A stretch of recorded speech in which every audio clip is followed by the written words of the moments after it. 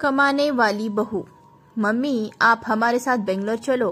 पापा थे तो अलग बात थी, अब आप अकेले यहाँ गांव में कैसे रहेगी? बेटे अनिल ने कहा तो मैं असमंजस में पड़ गई। हार्ट अटैक से हुई इनकी अचानक मौत से मैं अपने आप को लाख कोशिश के बाद भी संभाल नहीं पा रही थी।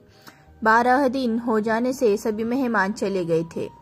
बेटा अनिल और बहू अनीता दोनों ही इंजीनियर हैं। मेरी सहेलियों ने मुझसे कहा था कि बेटे बहू के पास रहने के लिए नहीं जाना, क्योंकि कमाने वाली बहू को बुजुर्ग सास बिल्कुल अच्छी नहीं लगेगी। उसकी आजादी में तुम्हारे जाने से खलल पड़ेगी। वो तुम्हें ताने मार मार कर तुम्हारा जीना हराम कर देगी। वैसे भी भाई साहब ने जीते जी ही पूरी संपत्ति बेटे के नाम कर दी थी। ऐसे में तो पूरी संभावना है कि बेटा बहू यहाँ का मकान बेचकर माल तो सब ले लेंगे और तुम्हें पाई पाई के लिए तरसा देंगे।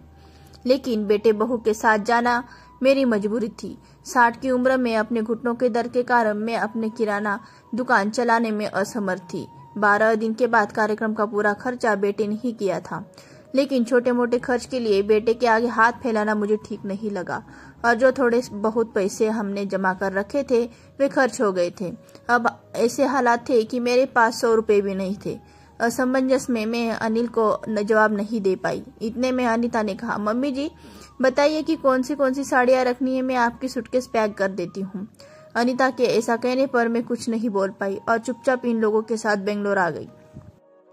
अनिल और अनीता दोनों ही मेरा पूरा ख्याल रखते, सभी साथ में ही खाना खाते हैं। अनीता मेरी पसंद के हिसाब से ही खाना बनाती। दोनों की यह कोशिश रहती कि मुझे इनकी याद ना आए और ना सताए और मैं खुश रहूं। 8 साल का पोता चिंटू तो दादी माँ करके ही मेरे आगे पीछे घूमता रहा। मैं कोई भी चीज के लिए बोलती तो वो चीज मुझे बराबर लाकर देते। ये सब देखकर मेरे मन को बहुत शांति मिल रही थी। मैं सोचने लगी कि लोग बेवजह ही आजकल के बच्चों को बदनाम करते हैं। वे लोग बुजुर्ग माँ बाप की कदर नहीं करते, खासकर यदि बहू कमाने वाली हो तो वो सास को नौकरानी की तरह समझने लगती है। अनीता भी तो कमाती है, लेकिन कितने अच्छे से घर और दफ्तर दोनों संभालती है। कभी कोई ताना नहीं मारती।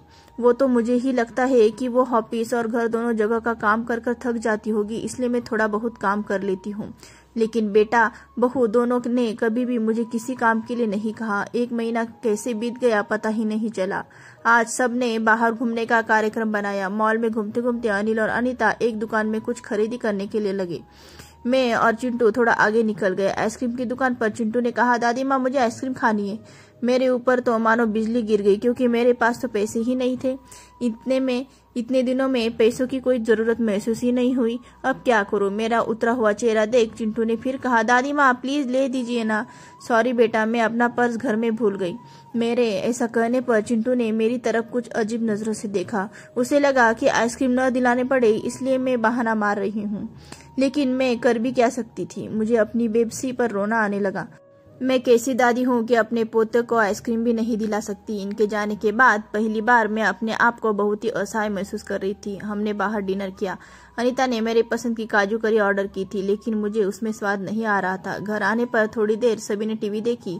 अनिल सोने के लिए चला गया। अनीता चिंटू के कमरे में गई ताकि मच्छर की तकिया लगा कर उसके ब्लैंकेट आदि देकर सुला दे।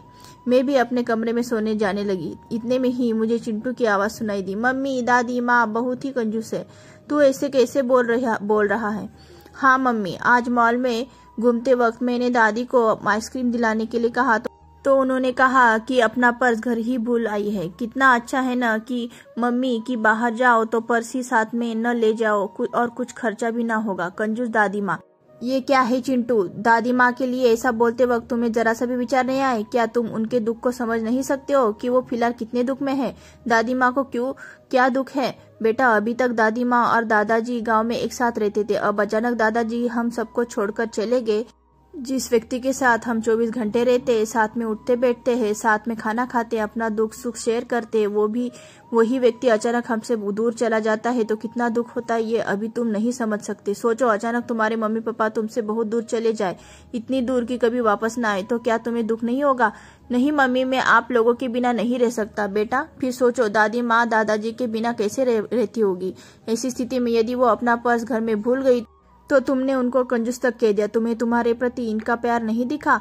जब भी तुम्हें स्कूल से आने में 5-10 मिनट की भी देरी हो जाती है तो वो लगातार बालकनी में खड़े होकर तुम्हारा रास्ता देखती रहती है। उस दिन उनके घुटनों में बहुत दर्द था लेकिन फिर के बावजूद भी तुम्हारे कहने पर उन्होंने तुम्हारी मनपसंद की मेथी मटर बनाई थी। इसलिए बेटा, किसी के लिए कोई भी राय बनाने से पहले उस व्यक्ति के दृष्टिकोण से भी सोचना चाहिए।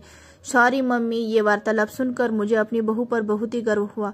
उसकी जगह यदि मैं होती तो शायद मैं भी अपने बेटे को इतने अच्छे से नहीं समझा पाती। सुबह अनिल ऑफिस चला गया और चिंटू स्कूल।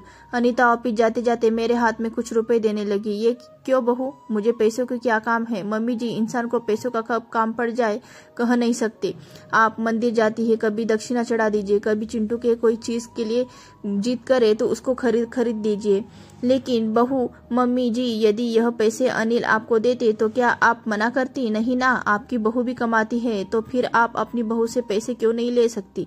अनिता की बातें सुनकर खुशी के मारे मेरी आंख में पानी आ गया। जो बात मेरा बेटा भी समझ न सका वो बात मेरी बहू ने समझ ली थी। मैं ईश्वर से प्रार्थना करने लगी कि मेरी जैसी बहू सबको दे।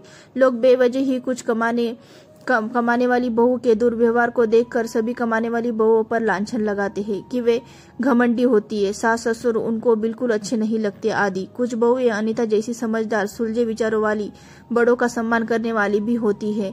आज अनीता ने कमाने वाली बहू के बारे में मेरी आंखों पर जो पर्दा था वो हटा दिया।